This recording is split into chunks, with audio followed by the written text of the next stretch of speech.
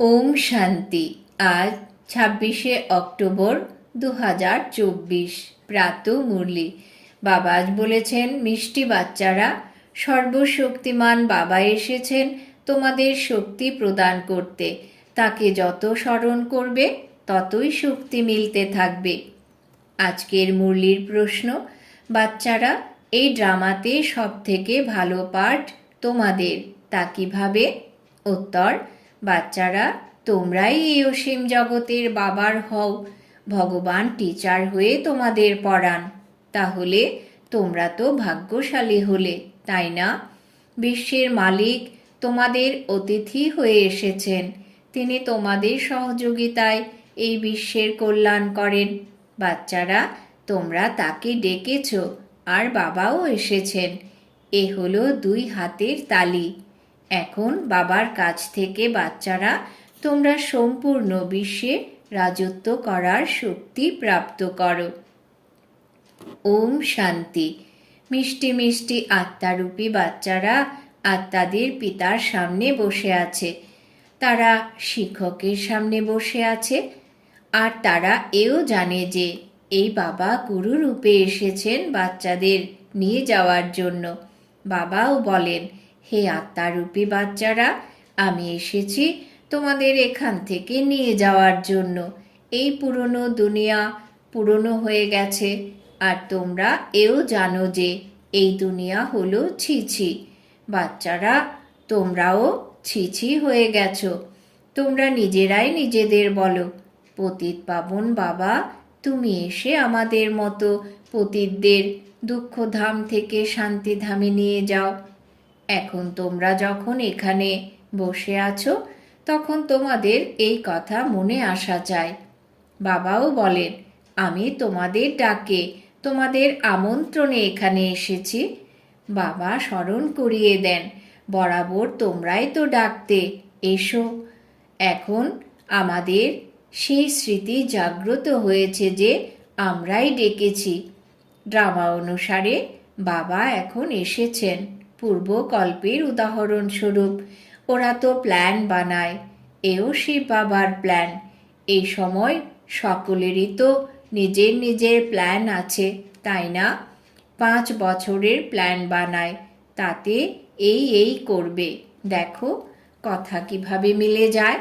আগে এই প্ল্যান ইত্যাদি বানাতো না, এখন প্লেন বানাতে থাকে।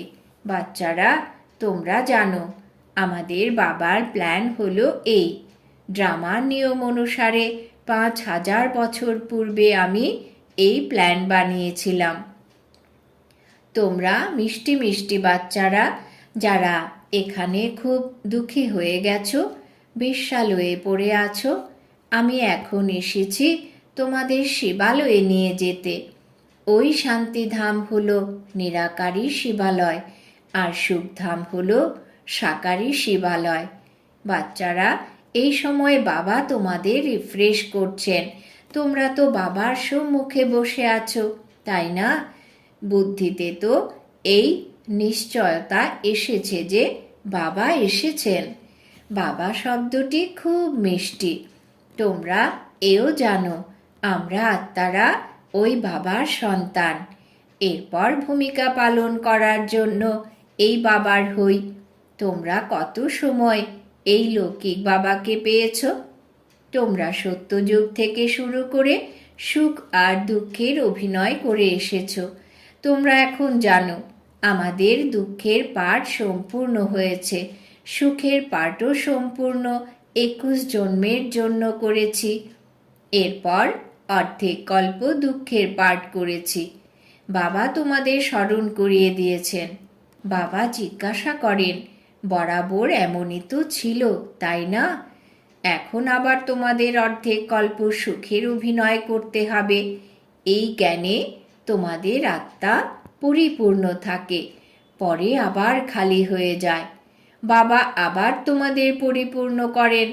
তোমাদের গলায় তো বিজয় মালা রয়েছে, তোমাদের গলায় জ্ঞানের মালা রয়েছে। বরাবর আমরাই চক্র অতিক্রম করি। সত্যযুগ, ত্রেতা, দাপর, কলিযুগ, তারপর আসি এই মিষ্টি সঙ্গম যুগে।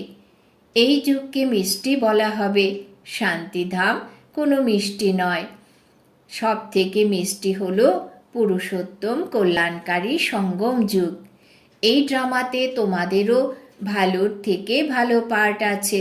তোমরা কত ভাগ্যবান, তোমরা এই অসীম জগতের বাবার হয়ে যাও। বাচ্চারা, তিনি এসেই তোমাদের পড়ান। এই পড়া কত উচ্চ আর কত সহজ। তোমরা কত ধনবান হও, তোমাদের কোনো পরিশ্রম করতে হয় না। ডাক্তার ইঞ্জিনিয়াররা কত পরিশ্রম করে, তোমরা তো অবিনাশী উত্তরাধিকার পাও। বাবার উপার্জনে বাচ্চাদের তো অধিকার থাকে, তাই না? তোমরা এই পাঠ গ্রহণ করে 21 জন্মের জন্য প্রকৃত উপার্জন করো। ওখানে তোমাদের কোনো অভাব হয় না। যে বাবাকে স্মরণ করতে হয়, একেই আজোপা জপ বলা হয়। তোমরা জানো যে বাবা এসেছেন। বাবাও বলেন, আমি এসেছি, 2 হাতেই তো তালি বাজবে, তাই না? বাবা বলেন, তোমরা আমাকে স্মরণ করলে তোমাদের জন্ম জন্মান্তরের পাপ ভস্ম হয়ে যাবে। 5 বিকার রূপী রাবণ তোমাদের পাপ আত্মা বানিয়েছে। তোমাদের আবার পুণ্যাত্মা হতে হবে। এই কথা বুদ্ধিতে আসা উচিত। আমরা বাবার স্মরণে পবিত্র হয়ে বাবার সঙ্গে ঘরে ফিরে যাব। এই পড়ার থেকে আমরা শক্তি পাই। দেবী দেবতা ধর্মের জন্য বলা হয়, ধর্মই হলো শক্তি। বাবা তো হলেন সর্বশক্তিমান। তাই বাবার থেকে আমরা এই বিশ্বে শান্তি স্থাপনের শক্তি পাই। ওই বাদশাহী আমাদের থেকে কেউ ছিনিয়ে নিতে পারবে না। এতটাই আমাদের শক্তি প্রাপ্ত হয়। রাজাদের হাতে দেখো কতখানি শক্তি এসে যায়, কত মানুষ তাদের ভয় পায়। এক রাজার কত প্রজা, লস্কর ইত্যাদি থাকে, কিন্তু সে হলো অল্পকালের শক্তি। এ হলো 21 জন্মের শক্তি। তোমরা এখন জানো, আমরা এই বিশ্বে রাজত্ব করার জন্য সর্বশক্তিমান বাবার থেকে শক্তি পাই। তাই তার প্রতি প্রেম তো থাকেই। দেবতারা প্রত্যক্ষভাবে নেই, তবু তাদের প্রতি কত ভালোবাসা থাকে।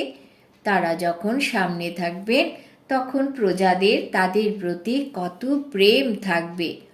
এই স্মরণের যাত্রায় তোমরা এই শক্তি গ্রহণ করছো, এই কথা তোমরা ভুলো না। এই স্মরণ করতে করতে তোমরা অনেক শক্তিমান হয়ে যাও। সর্বশক্তিমান আর কাউকেই বলা হয় না। এই স্মরণে সকলেই শক্তি প্রাপ্ত করে।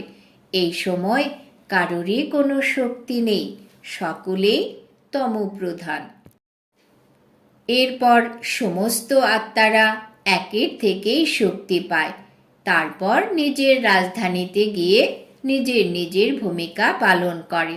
তারপর নিজের হিসেব নিকেশ শোধ করে নম্বর অনুযায়ী আবার শক্তিমান হয়। প্রথম নম্বরে এই দেবতাদের শক্তি। এই লক্ষ্মীনারায়ণ বরাবর সম্পূর্ণ বিশ্বের মালিক ছিলেন, তাই না? তোমাদের বুদ্ধিতে এখন সম্পূর্ণ সৃষ্টিচক্রের জ্ঞান আছে। তোমাদের আত্মার মধ্যে যেমন এই জ্ঞান আছে, তেমনি বাবার আত্মার মধ্যেও সম্পূর্ণ জ্ঞান আছে। তিনি এখন তোমাদের এই জ্ঞান প্রদান করছেন। এই ড্রামাতে সম্পূর্ণ পার্ট ভরা আছে, যা বারে বারে রিপিট হতে থাকে। এরপর ওই পার্ট আবার 5000 বছর পরে রিপিট হবে। বাচ্চারা, তোমরা এ কথাও জানো, তোমরা যখন সত্যযুগে রাজত্ব করো, তখন বাবা অবসর জীবনে থাকেন। এরপর আবার কখন এই স্টেজে আসেন, তোমরা যখন দুঃখী হও। তোমরা জানো যে তার ভেতরে সম্পূর্ণ রেকর্ড ভরা আছে। আত্মা কত ছোট, কিন্তু তার কত বোধ জ্ঞান। বাবা এসে কত বুদ্ধি দান করেন। এরপর সত্যযুগে তোমরা সব ভুলে যাও। সত্যযুগে তোমাদের এই জ্ঞান থাকে না। ওখানে তোমরা সুখ ভোগ করতে থাকো। এও তোমরা বুঝতে পারো, সত্যযুগে আমরা দেবতা হয়ে সুখ ভোগ করি। এখন আমরাই আবার ব্রাহ্মণ, আমরাই আবার দেবতা হচ্ছি। এই জ্ঞান বুদ্ধি খুব ভালোভাবে ধারণ করতে হবে। কাউকে বোঝালে খুশি উৎপন্ন হয়, তাই না? তোমরা যেন তাদের প্রাণ দান দাও। মানুষ তো বলে কাল এসে সবাইকে নিয়ে যায়, এমন কাল ইত্যাদি কিছুই নেই। এ তো হলো বানানো ড্রামা। আত্মা বলে আমি এক শরীর ত্যাগ করে চলে যাই, তারপর অন্য শরীর ধারণ করি। আমাকে কখনো কাল গ্রাস করে না। আত্মার অনুভূতি আসে। আত্মা যখন গর্ভে থাকে তখন সাক্ষাৎকার করে, দুঃখ ভোগ করে, ভেতরে থেকে সাজা ভোগ করে, তাই তাকে বলা হয় গর্ভজেল। এই আশ্চর্যজনক ড্রামা কেমনভাবে বানানো আছে। গর্ভজেলে সাজা ভোগ করতে করতে সাক্ষাৎকার করতে থাকে। কেন সাজা পেয়েছে সেই সাক্ষাৎকার তো করাবেই, তাই না? যেমন এই ভুল কাজ করেছে, একে দুঃখ দিয়েছে, ওখানে সব সাক্ষাৎকারই হয়, তবুও বাইরে এসে পাপাত্মা হয়ে যায়। এই সমস্ত পাপ কিভাবে ভস্ম হবে, তাই বাচ্চাদের বোঝানো হয়েছে। এই স্মরণের যাত্রায় আর সদর্শন চক্র ঘোরালে তোমাদের পাপ কেটে যায়। বাবা এও বলেন, মিষ্টি মিষ্টি সদর্শন চক্রধারী বাচ্চারা, তোমরা যদি এই 84 জন্মের সদর্শন চক্র ঘোরাও তাহলে তোমাদের পাপ কেটে যাবে। চক্রকেও যেমন স্মরণ করতে হবে, তেমনি যিনি জ্ঞান দান করেছেন তাকেও স্মরণ করতে হবে। বাবা আমাদের সদর্শন চক্রধারী তৈরি করেছেন, তিনি তো আমাদের তৈরি করেনি, তবুও প্রতিদিনই নতুন নতুন আসে, তাই তাদেরও রিফ্রেশ করতে হয়। তোমরা সমস্ত জ্ঞান পেয়েছ, এখন তোমরা জানো যে আমরা এখানে অভিনয় করতে এসেছি। আমরা 84 চক্র সম্পূর্ণ করেছি, এখন আবার আমাদের ফিরে যেতে হবে। এমনভাবে চক্র ঘোরাও কি? বাবা জানেন যে বাচ্চারা খুবই ভুলে যায়। এই চক্র ঘোরাতে কোনো অসুবিধে নেই, অবসর তো তোমরা অনেকেই পাও। পরের দিকে তোমাদের এই সদর্শন চক্রধারীর অবস্থা থাকবে, তোমাদের এমন হতে হবে। সন্ন্যাসীরা তো এই শিক্ষা দিতে পারে না, এই সদর্শন চক্রকে গুরুরাও জানেন না। ওরা তো কেবল বলবেন গঙ্গা দর্শনে চলো। কত মানুষ ওখানে স্নান করে, অনেকে স্নান করলে গুরুদেরও দক্ষিণা প্রাপ্ত হয়। বারে বারে বারে তারা তীর্থযাত্রায় যায়। এখন তোমরা দেখো ওই যাত্রা আর এই যাত্রায় কত তফাৎ। এই যাত্রা ওইসব তীর্থযাত্রা ছাড়িয়ে দেয়। এই যাত্রা কত সহজ। তোমরা চক্র ঘোরাও। এমন গায়নও তো আছে, চতুর্দিকে পরিক্রমা করলাম তবুও প্রতি মুহূর্তে দূরে। অসীম জগতের পিতার থেকে তোমরা দূরে থেকেছ, তোমাদের এই অনুভব হয়। ওরা এর অর্থ জানে না। তোমরা এখন জানো যে আমরা অনেক পরিক্রমা করেছি, এখন এই পরিক্রমা থেকে তোমরা মুক্তি পেয়েছ। এই পরিক্রমা করে তোমরা কাছাকাছি তো আসোইনি, বরং দূরে চলে গেছ। এখন এই ড্রামার নিয়ম অনুসারে সবাইকে নিয়ে যাওয়ার জন্য বাবাকে আসতে হয়। বাবা বলেন, আমার মতে তোমাদের চলতেই হবে। বাবা বলেন, আমার মতে তোমাদের চলতেই হবে, পবিত্র হতেই হবে। এই দুনিয়াকে দেখেও দেখবে না। যতক্ষণ না নতুন গৃহ তৈরি হচ্ছে ততক্ষণ পুরনো গৃহতেই থাকতে হয়। বাবা তার অবিনাশী উত্তরাধিকার দিতে এই সঙ্গম যুগেই আসেন। অসীম জগতের পিতার এ হলো অসীম জগতের অবিনাশী উত্তরাধিকার। বাচ্চারা জানে যে বাবার এই অবিনাশী উত্তরাধিকার হলো আমাদের। তারা সেই খুশিতেই মগ্ন থাকে। তারা নিজের উপার্জনও করে, আবার বাবার অবিনাশী উত্তরাধিকারও পায়। তোমরা তো অবিনাশী উত্তরাধিকারই পাও। ওখানে তোমরা জানতেই পারবে না যে স্বর্গের উত্তরাধিকার তোমরা কিভাবে পেয়েছ। ওখানে তো তোমাদের জীবন খুব সুখের হবে, কেননা তোমরা বাবাকে স্মরণ করে শক্তি গ্রহণ করো। পাপ মুক্তকারী পতিত পাবন একমাত্র বাবাই। বাবাকে স্মরণ করলে এবং সদর্শন চক্র ঘোরালেই তোমাদের পাপ মুক্ত হয়। এ কথা খুব ভালো করে নোট করে নাও, এটা বোঝাই হলো যথেষ্ট। ভবিষ্যতে তোমাদের বারে বারে বলতে হবে না, এক ইশারাই যথেষ্ট। তোমরা যদি অসীম জগতের পিতাকে স্মরণ করো তাহলে তোমাদের পাপ কেটে যাবে। তোমরা এখানে নর থেকে নারায়ণ আর নারী থেকে লক্ষ্মী হতে আসো, এ কথা তো স্মরণে আছে, তাই না? আর কারোর বুদ্ধিতেই এই কথা আসে না। এখানে তোমরা আসো, তোমাদের বুদ্ধিতে আছে যে আমরা বাপদাদার কাছে যাই, তার থেকে নতুন দুনিয়া স্বর্গের অবিনাশী উত্তরাধিকার গ্রহণ করতে। বাবা বলেন, সদর্শন চক্রধারী হলে তোমাদের বিকর্ম বিনাশ হয়ে যাবে। এখন যিনি তোমাদের জীবন হিরে তুল্য করেন তাকে দেখো। এও তোমরা জানো যে এখানে চাক্ষুষ দেখার কোনো কথা নেই, এ তোমরা দিব্য দৃষ্টির দ্বারাই জানো। আত্মাই এই শরীরের দ্বারা পাঠ গ্রহণ করে। এই জ্ঞান তোমরা এখন পেয়েছ। আমরা যে কর্ম করি, আত্মাই এই শরীর ধারণ করে কর্ম করে বাবাকেও পড়াতে হয়। তার নাম সর্বদাই শিব। শরীরের নামের পরিবর্তন হয়। এই শরীর তো আমাদের নয়, এ হলো এনার সম্পত্তি। শরীর হলো আত্মার সম্পত্তি, যার দ্বারা অভিনয় করে। এ তো খুব সহজ সরল বোঝার মতো কথা। আত্মা তো সকলের মধ্যেই আছে, কিন্তু সকলেরই শরীরের নাম পৃথক। আর ইনি হলেন পরমাত্মা, সুপ্রিম আত্মা, উঁচুর থেকেও উঁচু।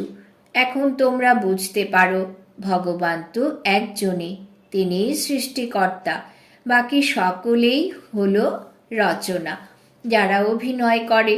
এও তোমরা জেনে গেছো কিভাবে আত্মারা আসে। প্রথম দিকে আদি সনাতন দেবী দেবতা ধর্মের আত্মারা থাকে অল্প সংখ্যক, আবার শেষের দিকে তারাই যোগ্য হয় প্রথমে আসার জন্য। এ হলো যেন সৃষ্টি চক্রের এক মালা, যা ঘুরতেই থাকে। তোমরা যখন মালা ঘোরাও তখন দানার চক্র তো ঘুরতে থাকে।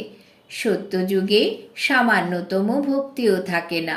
বাবা বুঝিয়েছেন, হে আত্মারা, তোমরা মামেকম স্মরণ করো। তোমাদের অবশ্যই ঘরে ফিরে যেতে হবে, বিনাশ তো সামনে উপস্থিত। এই স্মরণের দ্বারাই তোমরা পাপ মুক্ত হবে, আর তখন সাজা ভোগ করা থেকে মুক্তি পাবে। পদও তখন ভালো পাবে, তা না হলে অনেক সাজা ভোগ করতে হবে। বাচ্চারা, আমি তোমাদের কাছে কত ভালো এক অতিথি। আমি সম্পূর্ণ বিশ্বের পরিবর্তন করি। আমি পুরাতন বিশ্বকে নূতন করে দেই। তোমরাও জানো যে বাবা কল্পে কল্পে এসে বিশ্বকে পরিবর্তন করে পুরনো বিশ্বকে নূতন করে দেন। এই বিশ্ব তো পুরাতন থেকে নূতন আর নূতন থেকে পুরাতন হয়, তাই না? তোমরা এই সময় চক্র ঘোরাতে থাকো। বাবার বুদ্ধিতে জ্ঞান আছে, তিনি তার বর্ণনা করেন। তোমাদের বুদ্ধিতে আছে যে চক্র কিভাবে ঘোরে। তোমরা জানো যে বাবা এসেছেন, আমরা তার শ্রীমতে চলে পবিত্র হই। তোমরা এই স্মরণের দ্বারাই পবিত্র হতে থাকবে, তারপর উঁচু পদ পাবে। পুরুষার্থ করাও আবশ্যক। এই পুরুষার্থ করানোর জন্য কত চিত্র ইত্যাদি বানানো হয়। যারা আসে তাদের তোমরা 84 জন্মের চক্রের ওপর বোঝাও। বাবাকে স্মরণ করলে তোমরা পতিত থেকে পবিত্র হয়ে যাবে। আচ্ছা, মিষ্টি মিষ্টি হারানিধি বাচ্চাদের প্রতি মাতা পিতা বাপ দাদার স্মরণের স্নেহ সুমন আর সুপ্রভাত। আত্মাদের পিতা তার আত্মারূপী বাচ্চাদেরকে জানাচ্ছেন নমস্কার। আমরা আত্মারূপী বাচ্চারা আমাদের মাতা পিতা বাপ দাদাকে জানাই স্মরণের স্নেহ সুমন সুপ্রভাত নমস্কার। ধারণার জন্যে মুখ্য সার। 1 নম্বর, জ্ঞানকে খুব ভালোভাবে বুদ্ধিতে ধারণ করে অনেক আত্মাদের প্রাণ দান করতে হবে, সদর্শন চক্রধারী হতে হবে। 2 নম্বর, এই মিষ্টি সঙ্গম যুগে নিজের উপার্জনের সাথে সাথে বাবার শ্রীমতে চলে সম্পূর্ণ অবিনাশী উত্তরাধিকার নিতে হবে। নিজের জীবন সর্বদা সুখের করে তুলতে হবে। বরদান। বাবা আজ বরদান দিয়েছেন, সকল বরদানগুলিকে সময় মতো কাজে লাগিয়ে ফলপ্রসূ করে তুলে ফলস্বরূপ ভব। সকল বরদানগুলিকে সময় মতো কাজে লাগিয়ে ফলপ্রসূ করে তোলে ফলস্বরূপ ভব। ব্যাখ্যা। বরদানের দ্বারা সময়ে সময়ে যে যে বরদান প্রাপ্ত হয়েছে সেগুলোকে সময় মতো কাজে লাগাও।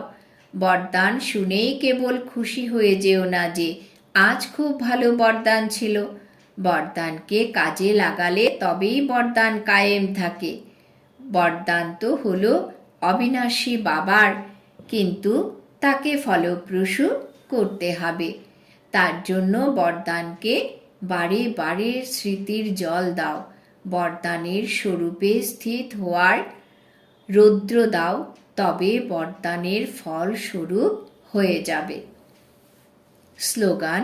বিশেষত্বগুলি হলো প্রভু প্রসাদ, সেগুলোকে সেবাতে লাগাও, বিতরণ করো আর বৃদ্ধি করতে থাকো। বিশেষত্বগুলি হলো প্রভু প্রসাদ, সেগুলোকে সেবাতে লাগাও, বিতরণ করো আর বৃদ্ধি করতে থাকো। আজকের সমান আমি ফলস্বরূপ আত্মা। ওম শান্তি।